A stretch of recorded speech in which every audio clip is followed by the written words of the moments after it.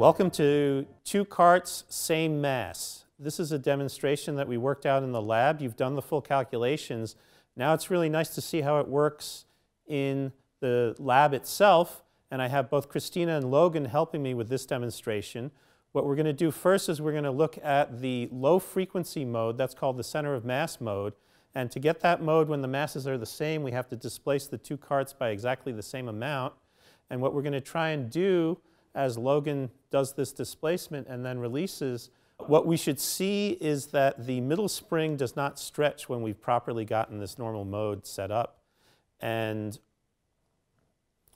Logan, you can release it. And what we can do is we can actually count the periods. There's a clock in this video that will allow you to count and time the period of this oscillation. And given the numbers that we gave you, which are exactly the numbers for these carts, you should be able to actually measure and calculate the period and compare it with the period that you got from your calculation. Now, unfortunately, these carts have a bit of friction, so you want to actually do that right at the beginning when we do the initial start of the motion itself. Now we're going to set up the second mode. The second mode is where all of the springs are moving, and this is sometimes called a zigzag mode of motion.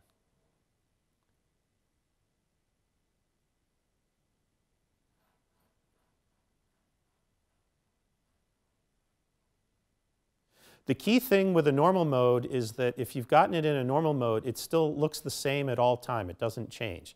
To give you an idea of what happens when you don't have a normal mode, we're going to just extend one of the carts holding the other cart fixed. We're going to move one of the carts and let go, and then we've excited both modes. And now you get this really crazy behavior.